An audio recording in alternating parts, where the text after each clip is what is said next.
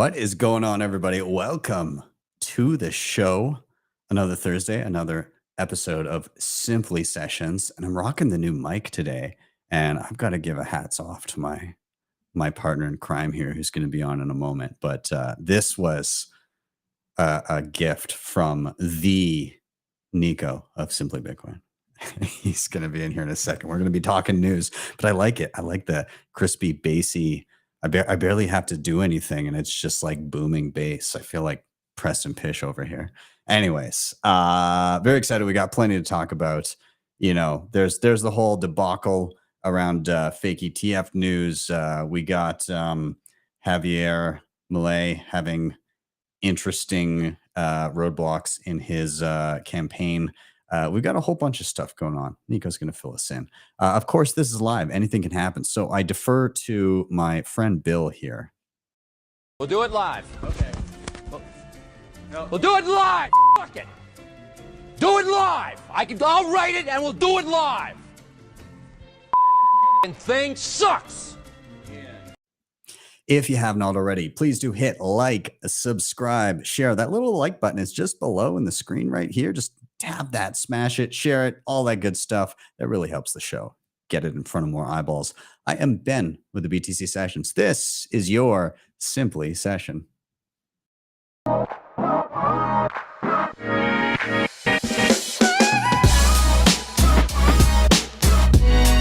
Hodl the Bitcoin.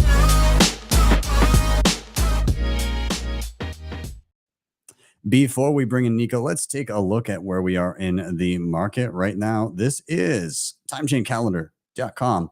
We're sitting at $28,653 per coin. A single US dollar will pick you up 3,490 sats. In terms of fees, it's looking like next block 16 sats per byte, anytime 4 sats, and anything below around 1.7 sats per byte is getting purged from the mempool, so be aware. And in terms of Bitcoin mined, 19.52 million of them. That's 92.95% of the total supply.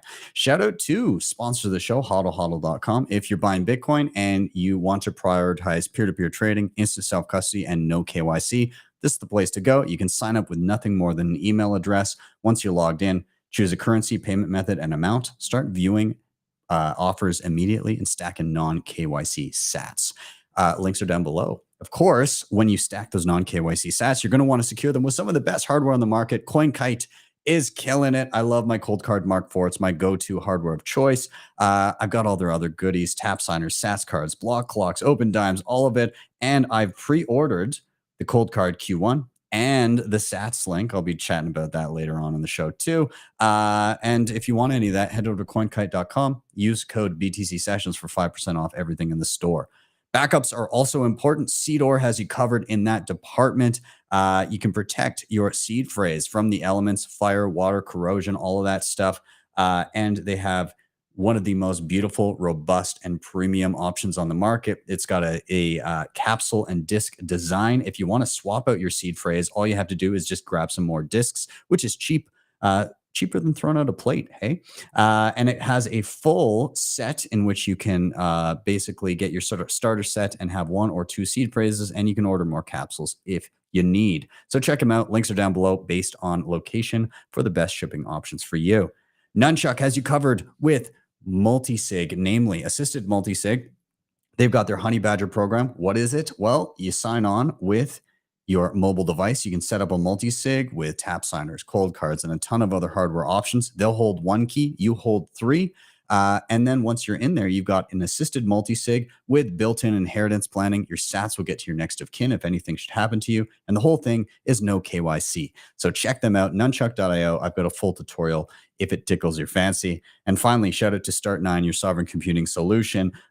These guys offer plug-and-play solutions for hosting your Bitcoin stack and your personal data. So what can you run? Bitcoin Core, Lightning, mempool.space, Join Market. You can host files, passwords, photos, Nostr relays, Nostr clients, all of this. They've got everything from entry level up to what I'm running, which is the server Pure, which they also just dropped the price on by $200. And on top of that, I now have a code, all caps BTC Sessions with a plus sign at the end, and that'll drop it another 18%.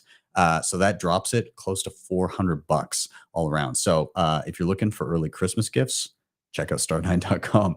Anyways, with that, enough of my rambling. Let's get our good buddy in here. Thanks for the beautiful mic, man. It sounds so crispy. Bro, you do sound delicious, I might add.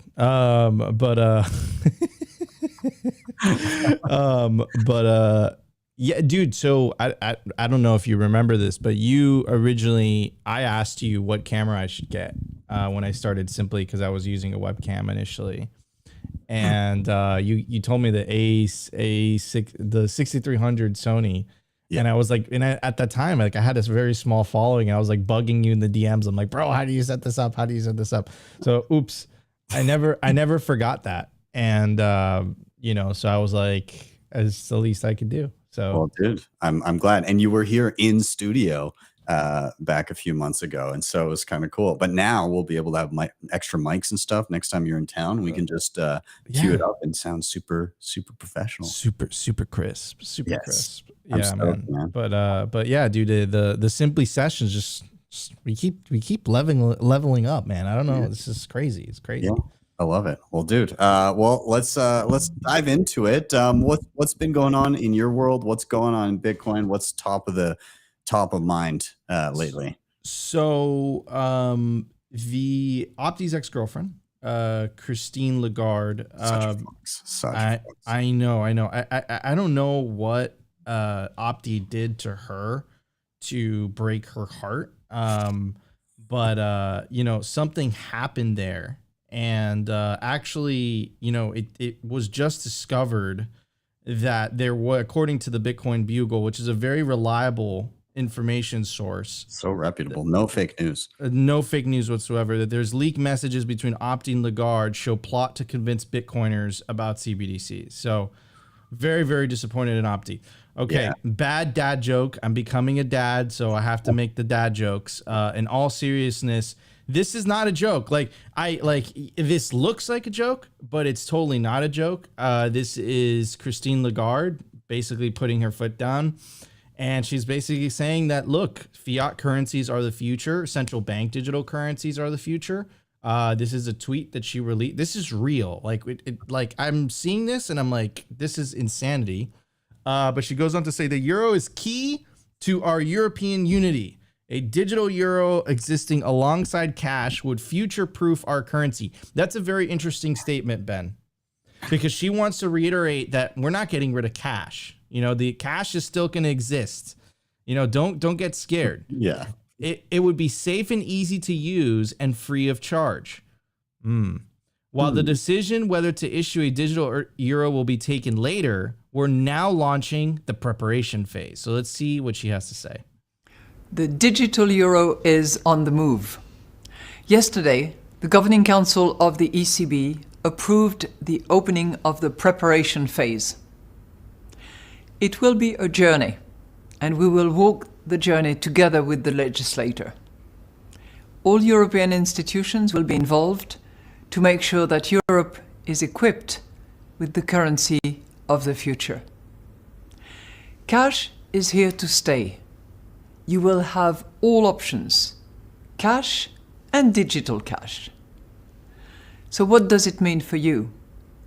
For consumers, it would be free and easy to use everywhere in the euro area. All of that, of course, is subject to the legislative process. Cash or digital, the choice will be yours. Your euro, your choice. That's so ominous. Holy shit, bro. It's like, again, 1984, like the big screen, and man. I didn't watch that to fucking watch it live with you. I'm sorry, I'm cursing. Watch it live with you. That is absolutely terrifying. Your euro, your choice. Yeah. You will have two choices. Yeah. A CBDC or cash. What about Bitcoin? It's not mentioned, right? Yeah. No, you can't use that. Not a choice. Not a choice. David Wrong. I think David Wrong has it right. Guarantee you will have no options in the future. 100%. 100%. Holy cow. That is the most dystopian. This is our generation's temporary suspension of the gold standard. Right? This is the similar, like, blatant lie shoved in our faces. You will always have the choice between cash and digital cash, as if they're the same thing and afford the same privacy and usability. Dude, I didn't think it was that bad. It was really bad, bro. And Yeah. I'm surprised how many. There's 1,000. Can I curse again? Yeah, you can say whatever the fuck you want. There's 1,387 dumb motherfuckers that like that. Wow. Those are just like the central bankers and statesmen. All they're like, bro, hot new tweet. Everybody go like it. We're gonna boost this. Dude, wow. Okay. Opti just let me down 100 times more. Yeah. Holy cow. Okay. Another news. Okay. So I tweeted this out November 28, 2022. And it's something that, I felt was a bottleneck that was incredibly obvious. Ben, you using an Android is actually making me want to buy an Android because of how much Apple just protects their walled garden, so to speak. And I said, I'm like, look, this is totally going to be leveraged. Look at Christine's wording there, right? She's making it seem like, no, you're going to have a choice. You're going to whatever, but she's also letting you know that you're not going to have a choice. Like, it's like, you're going to have a choice, but it's not going to be a choice, right? Yeah. She's conveying that message. And basically I came to the conclusion, I'm like, you see how easily Apple can deplatform Twitter? Governments will pressure Apple to do the same with Bitcoin wallets. Pay attention. Fast forward. It's not Bitcoin wallets per se, but check this out. Apple bows to China, starts enforcing app store regulations in the country. Quote, China announced its new app laws in August 2023, saying that developers must be either based in the country or partnered with one that is. There are then the privacy issues where users' personal data is held, but the law primarily gives the Chinese government total control over what apps can be sold in its country. Quote, Apple resisted the law change to the point of reportedly having staff meet with Chinese officials to object to it. Even following this, Apple still held out despite Chinese protests. According to Reuters, however, Apple has now begun complying. As of Friday, September 29, 2023, Apple has required developers to submit their internet content provider filing when submitting new apps. China has allowed a grace period for developers to comply, but for new apps that ended in September 2023, existing apps have until March 2024. Bro, if this isn't incredibly obvious where this is going, you're still asleep. Yeah. It's, again, centralized app stores are, again, singular points of failure, right? You have an Apple phone, you're only allowed to, grab crap off the Apple store unless you figure out how to jailbreak your phone. Most people will not be able to do that and thus be subject to whatever's in front of them. And the funny thing is, most people won't notice. Most people will just be like, this is what's in the App Store. Cool. I'll just use these apps, not having the context of, oh, this is pre-approved by the government. And that's what they'll be seeing in China. But I mean, even Android users, technically speaking, aren't fully immune to this, because what do most people use? The Google Play Store, right? And so your average user is just going to be like, this is what's in the Play Store. But at least on Android, you very easily have the option of being like, oh, I can download, for those unfamiliar, you can download an APK file, which is just like an app. And when you download it from the internet and then you open the file, it will say, do you want to install this app? And you just install it. And you can also download alternative app stores that are effectively, they'll host everything that would be in a regular app store, plus others that aren't allowed to be there. And that happened to, I believe, Samurai Wallet for a while. They got booted because they had some stealth feature or something like that. And so you were allowed to get it through alternative app stores. But like Apple, when because they previously did ban Bitcoin wallets. They got rid of all of them. And that was in 2014, 2015. A lot of people, like, that was when I switched to Android. I haven't been back. I have a Mac computer, but a computer is different. Like, you can go and you can use it as you see fit for now. For now, exactly. For now. But who knows? Who knows, right? So yeah, we need to get away from centralized app stores. You need to at least become familiar with, how do I get an app on my phone if somebody doesn't want me to have it? Dude, okay. And 100%, and shame on Apple too, because they're so, they according to them, they're the whole privacy centric, and they believe, you know, they tout that part that they believe in privacy and all that stuff. This is get away from anything. It's central. If it's centralized, it will inevitably be co-opted by governments. I think that's just the conclusion from all this.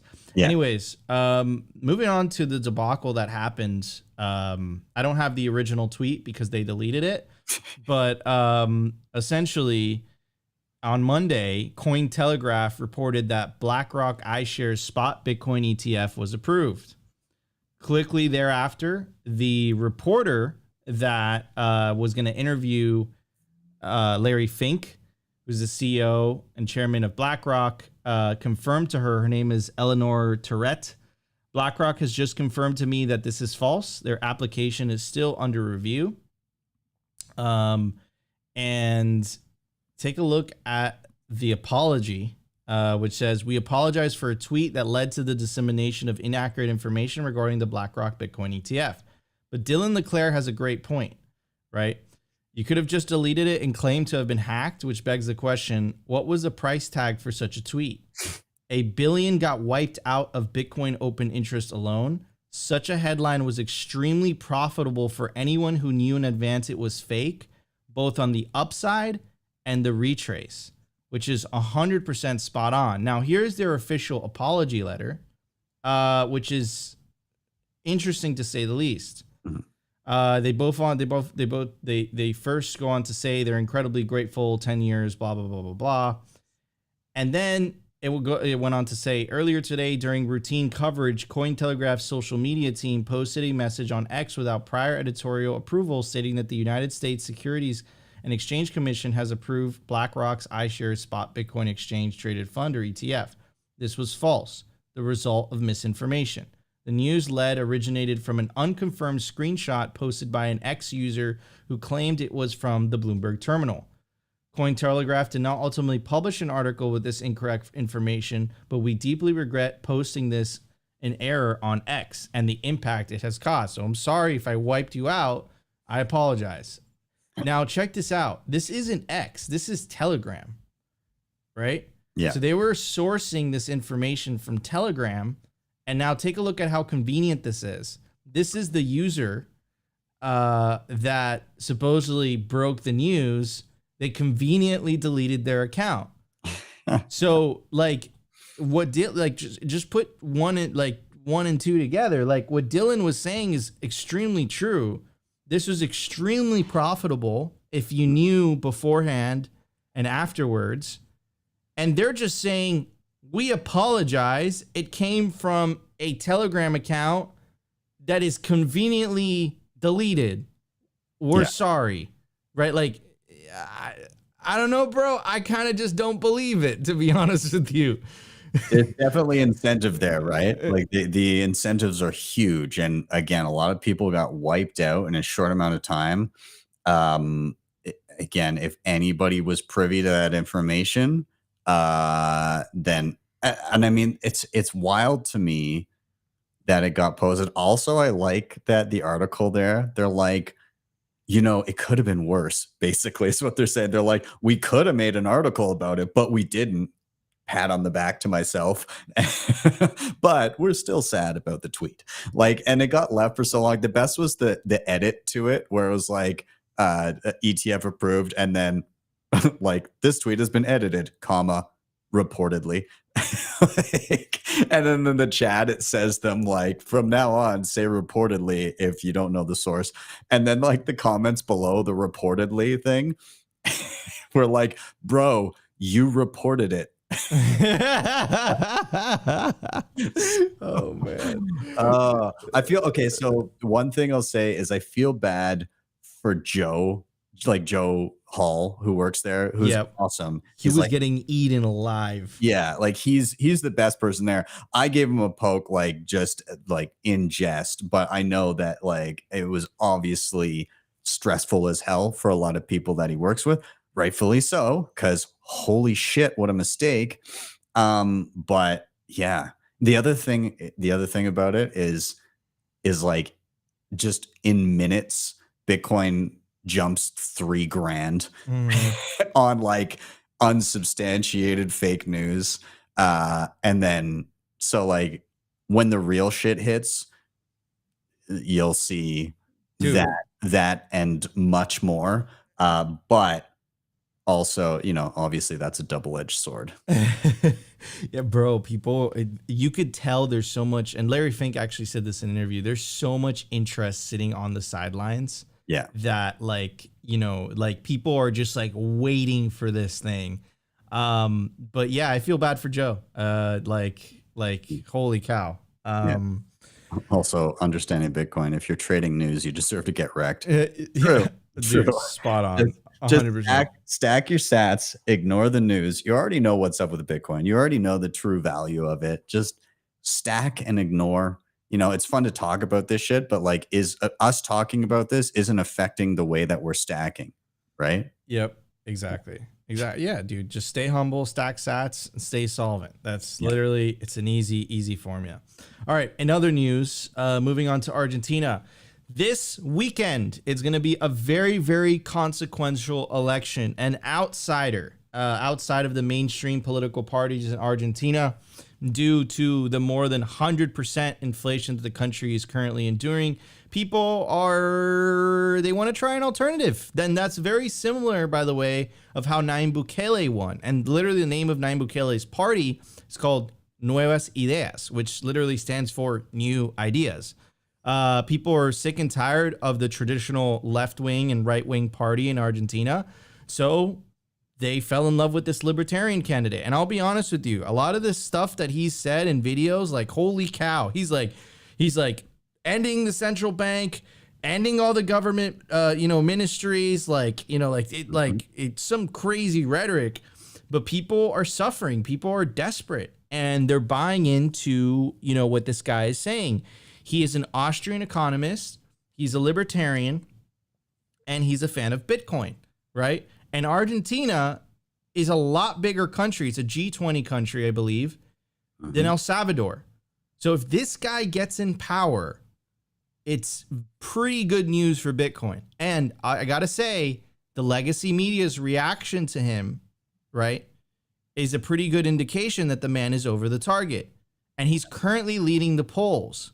So this guy has actually like a really good chance, if not the chance, to win the Argentinian presidency, which is absolutely nuts. Anyways, now let's see what they're trying to do to stop him, because they're sabotaging him left and right.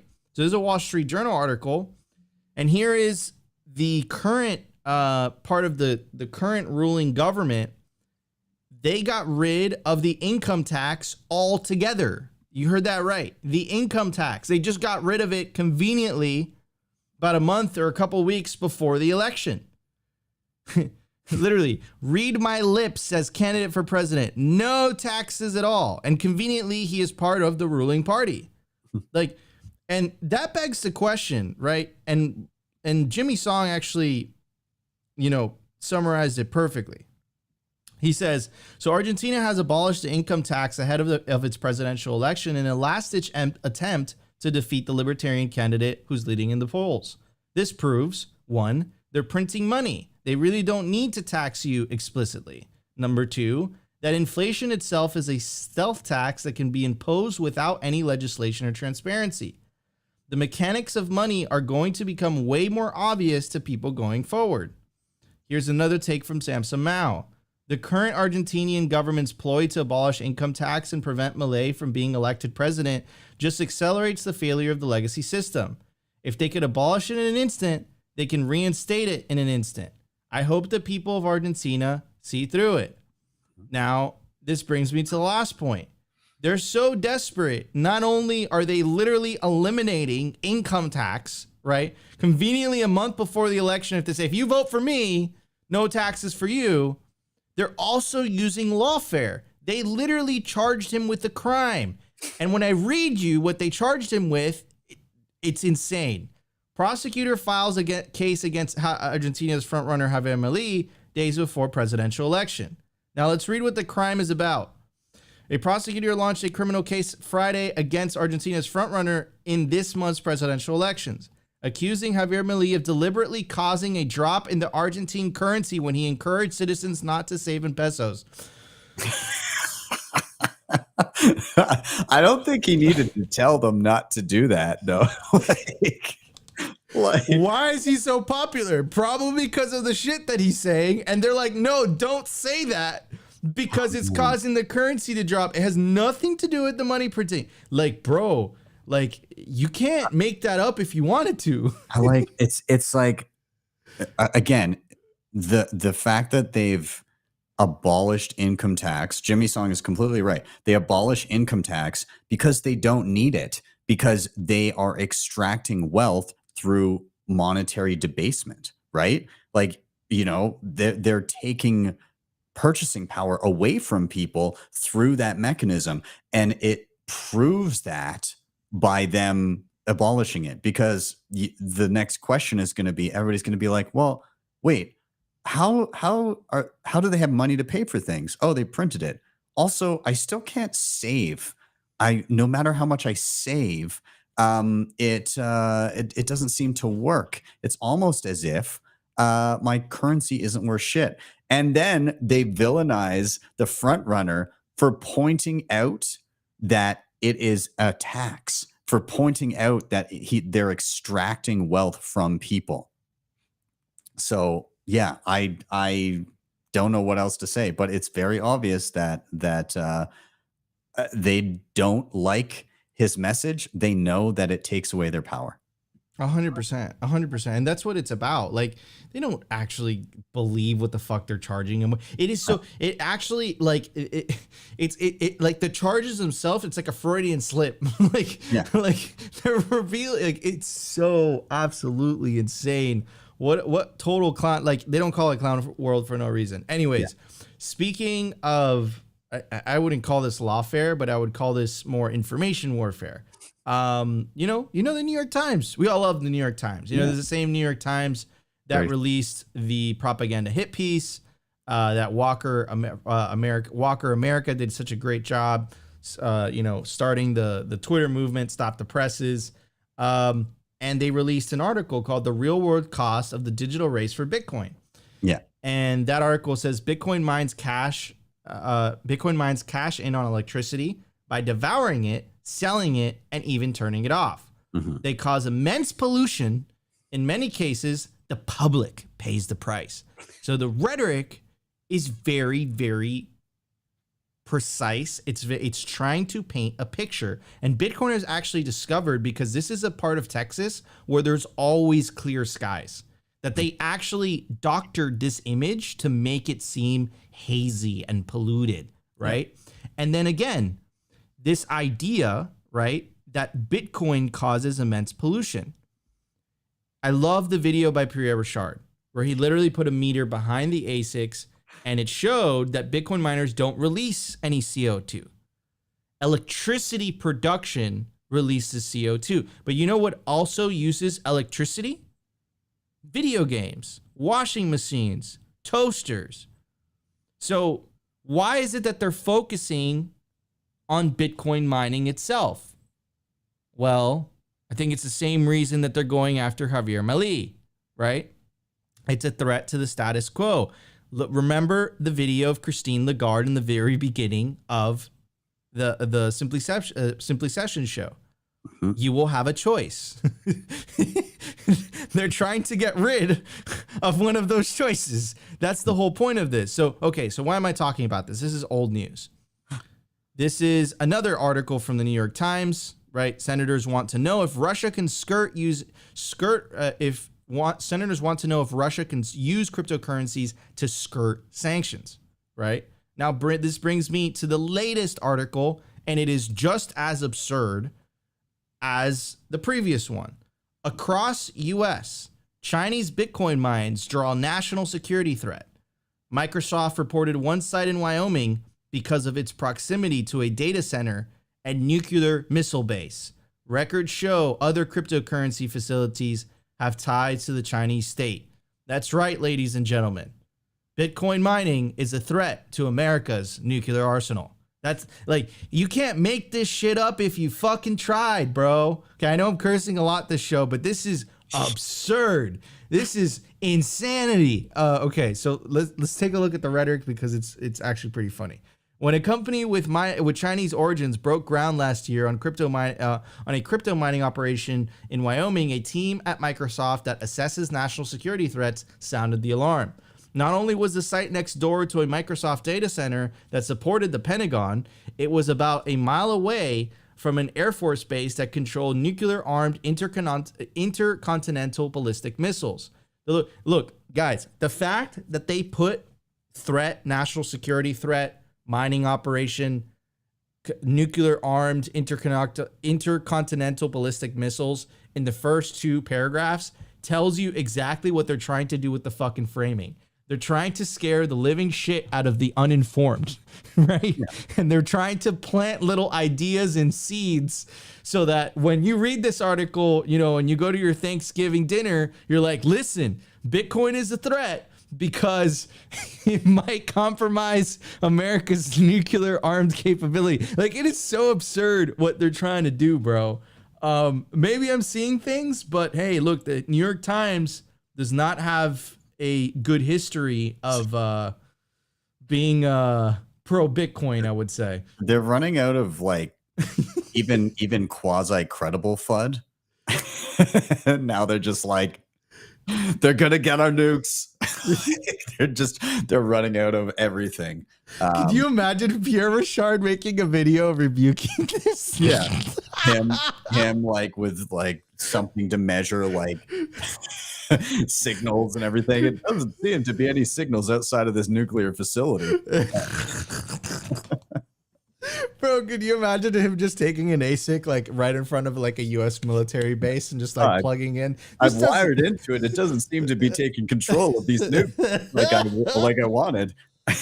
Oh man, dude. But yeah, you pointed it out. Like you hit the nail on the head. Like they're running out of shit to say. Yeah. Like, this is absurd. Like, this is so absurd. It's hilarious, and I hope that they do more of it because it'll just become more ridiculous, and people will be like, "What are you guys doing?" Like we know that this is these types of headlines are the like microwaves are going to give you tumors headlines of today. 100%, 100%, dude. Yeah. 100%. And they're riding on the coattails of the New York Times legitimacy if they ever had it. But, you know, they're a 100-year-old institution. They're called the paper of record, right? Mm-hmm. They obviously have very high production value, right? Like, look at that. Like, they have a drone shot, like moving image, right? Yeah. We got yellow in the house.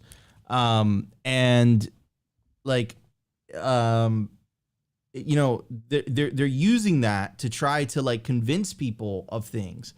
And then this reminds me of this article that I always reference called "Don't Stop Drinking the Elite's Kool-Aid" by Nayib Bukele. He wrote it for Bitcoin Magazine. It sounds like you almost said "Don't stop believing." Wait, hold on. He totally did say that. You didn't hear it? No. You didn't hear that? I didn't hear him. Dude. Don't stop believing. Huddle to that feeling. He definitely said it. So it brings me to this. It reminds me of this article by Nayib Bukele. And then these articles by the New York Times really start to make sense, right? And here's the most consequential lines of this entire paragraph. It says, the most vocal detractors, the ones who are afraid and pressuring us to reverse our decision, are the world's most powerful elites and the people who work for or benefit from them. They used to own everything in a way they still do: the media, the banks, the NGOs, the international organizations, and almost all the governments and corporations in the world. And with that, of course, they also own the armies, the loans, the money supply, the credit ratings, the narrative, the propaganda, the factories, the food supply. They control international trade and international law, but their most powerful weapon is their control of the truth. And they're willing to fight, lie, smear, destroy, censor, confiscate, print, and do whatever it takes to maintain and increase their control over the truth and everything and anyone. Okay, I'm going to do a quick montage of tabs, all right? So we got this. Keep that in mind, what I just said, right? And then we got this. And then we got this video from Christine Lagarde, right? I hope I'm starting to paint a picture. We got eliminating the taxes. We got charging the front runner who wants to eliminate central banks with the crime. And then all of a sudden, what Nayib Bukele wrote about a year ago or so sounds like he really hit the nail on the head with this article for sure. Yeah, it's wild. And I was going to talk about something after you wrapped up, but if you don't mind, I'm going to bring it in here because I think, as our kind of tap out here, I think it's relevant to what we've been talking about. Let me just pull it up here for a second. One sec. So have you heard of what is it called? Have you heard of Newsguard?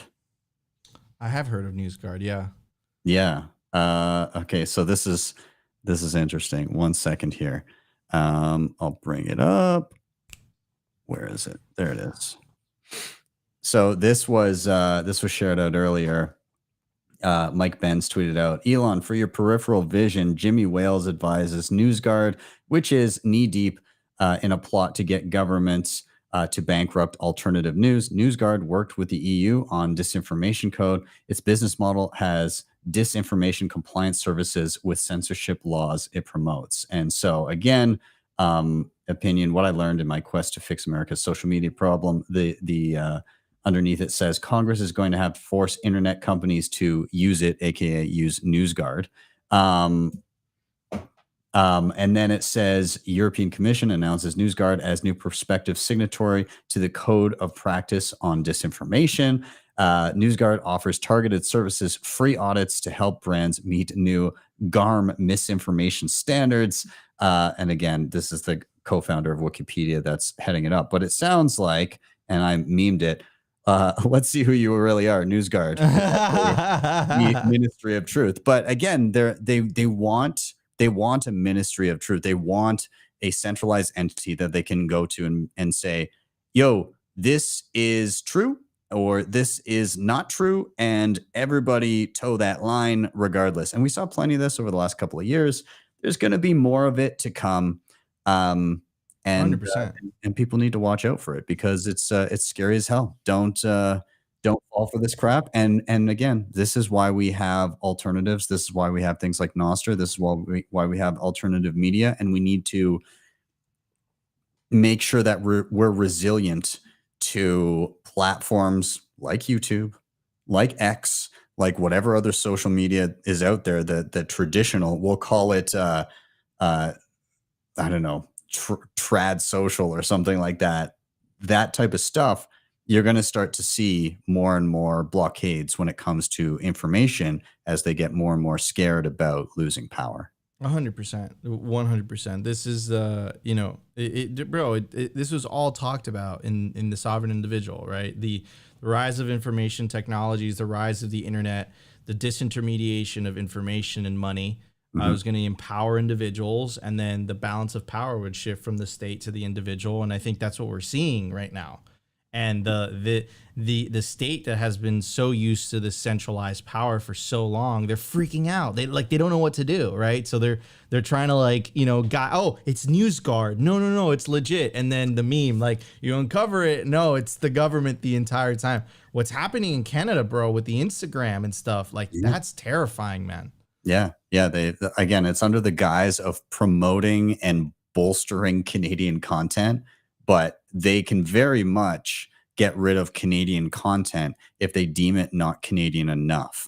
And there's been instances of this where they're like, it might be a a show or a podcast or something like that where they say, oh yeah, sure, the even if the lead person is Canadian, well, the crew wasn't Canadian or whatever wasn't Canadian. And so they can kind of cherry pick and be like, not Canadian enough. We're not going to allow this to be front page kind of thing. So it can be used in very nefarious ways. So, of course, it's so crazy. Anyways, guys, this was your Simply Sessions. Ben, it was an honor. I'll see you next week. Peace out, bro. Good to see you. Awesome. And everybody, we got a few last things to round up here before we wrap up. Just some tech updates for you guys. Again, thanks, Nico, for being here. But I'm going to bring up my screen here. Before we round out, CoinKite, their newest Bitcoin device, they can serve as a Lightning wallet and a Nostr client. So I was mentioning at the beginning of the show, I pre-ordered this. It looks a lot like the Cold Card Q1 that's coming. It's distinctly not. So effectively, at its core, SatsLink is a peer-to-peer hackable multi-purpose device. It features a secure element as typical of CoinKite products, allowing the user to securely store private keys within the device. While it shares the external design, the internals are totally different from the company's latest hardware wallet. Instead of focusing on air-gap security, SatsLink aims to bring secure communications to the day-to-day in a way that few would have considered possible. So effectively, the initial target is developers and enthusiasts, but because it's consumer-friendly form factor, they will be able to start using anything the community creates. So that could be like hot and sovereign Lightning wallets or Nostr clients. And in terms of Nostr clients, this thing can actually function as a relay.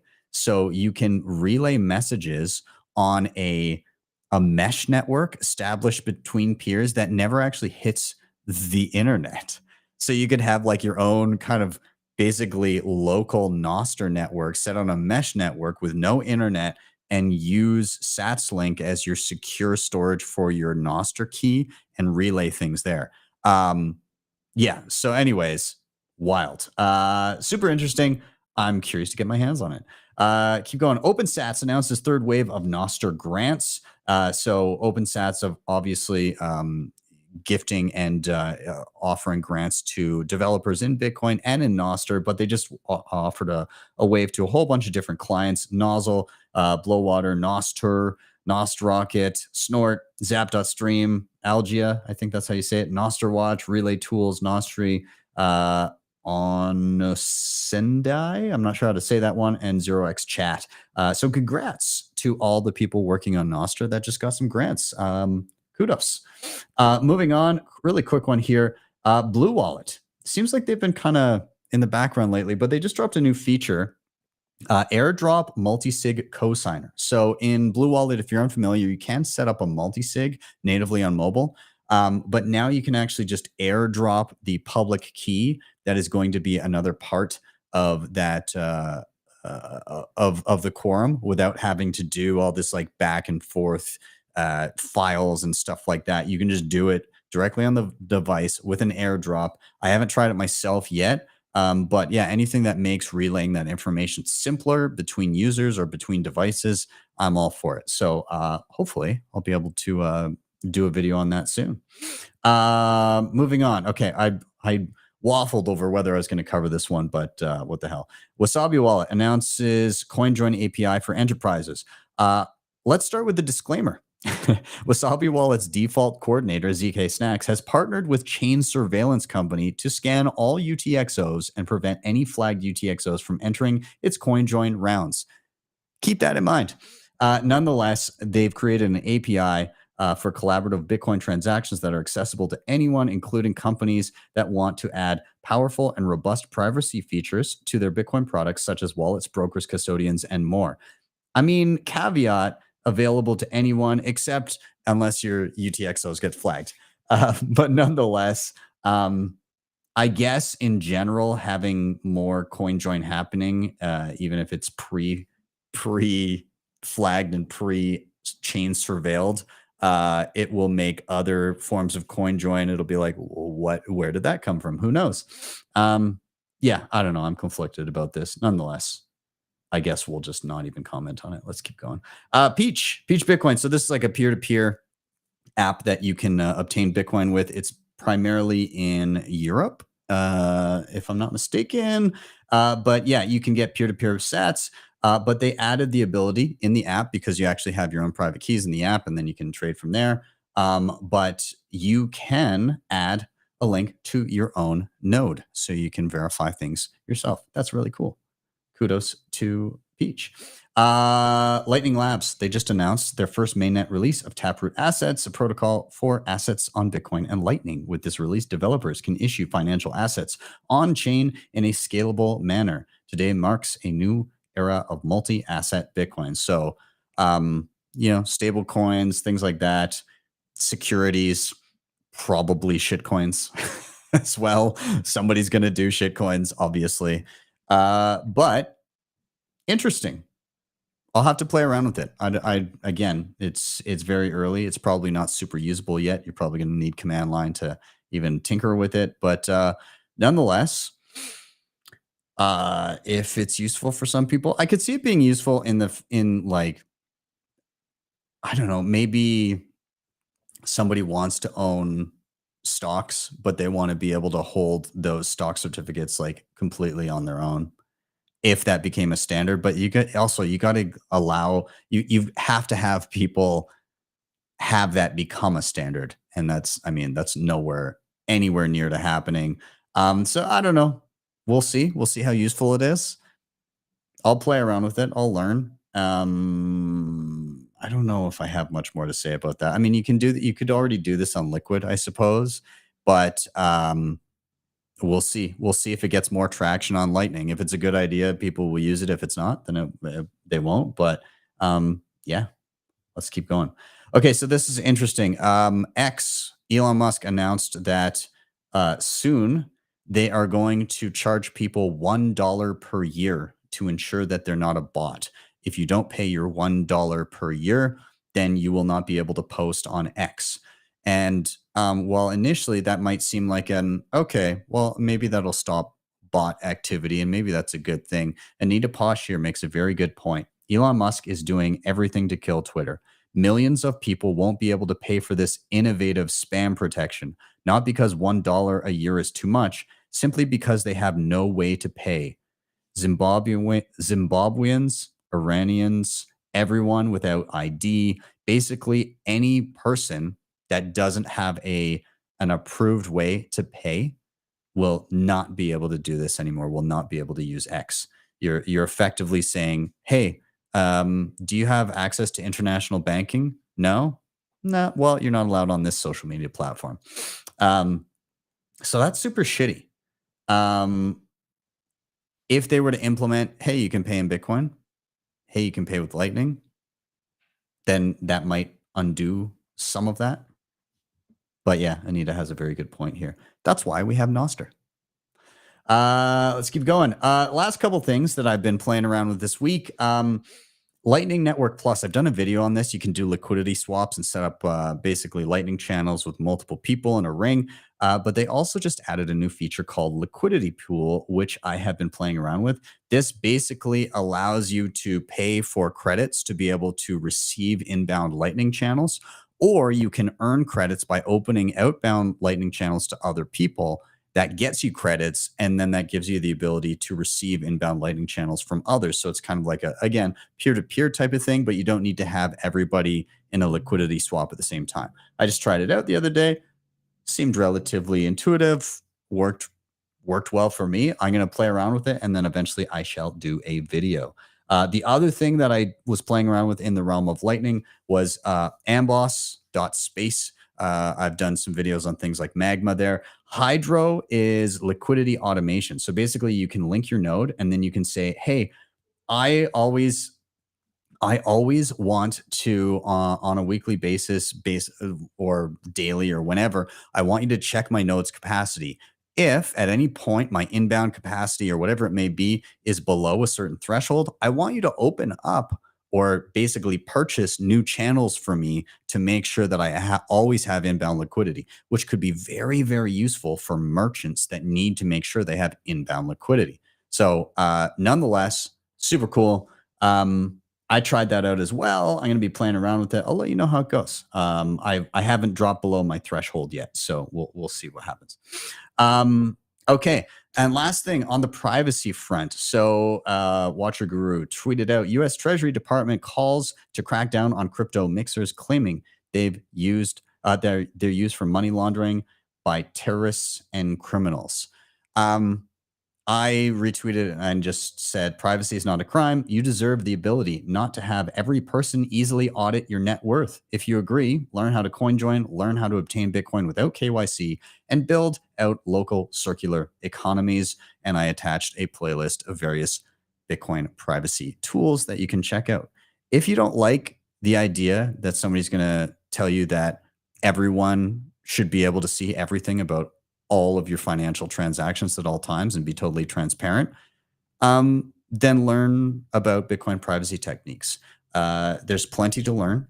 Don't let perfection be the enemy of good, but start leveling up. And then when the time comes, you can use them, or you can start using them now. But again, start learning. If you're privy to this type of stuff and you know how to use it, then you're already in a much better position than many others out there. We already touched on on the Watcher Guru thing. Anyways, I also dropped a tutorial on HODL Lend. So I've covered them for non-KYC sats before, but I made a video on their Lend platform, which is like peer-to-peer lending, getting dollars without having to sell your Bitcoin.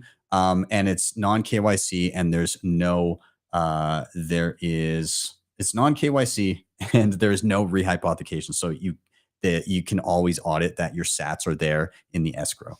So you can check that out. And finally, tomorrow we have Why Are We Bullish? CJK, Sir Ulrich, sorry, and Dare to Dream, the movie about El Salvador. One of the people from that team is going to be here as well. It should be a good time. That's going to be at 6 p.m. Eastern time tomorrow. So make sure that you head over and see it. Anyways, guys, I'm going to start wrapping up here. Thank you so much for being here. Of course, like, subscribe, share. All those things are super, super important. They really do help the show. You can also hit up the previously mentioned sponsors in the show notes down below. Those sponsors were HODL, CoinKite, Seedor, Nunchuk, and Start9. And finally, there's a QR code up on the screen right now. If you need some additional hand-holding through your Bitcoin journey, if you need somebody to help you through setting up wallets, privacy, hardware, whatever it is, you can scan that. That'll take you to a place where you can book one-on-ones with me, and I can help you through your setup. So if you're into that, scan that little QR code and you can set something up. Anyways, guys, with that, I am out. Have yourselves a wonderful day or evening. See you guys next time for your daily session.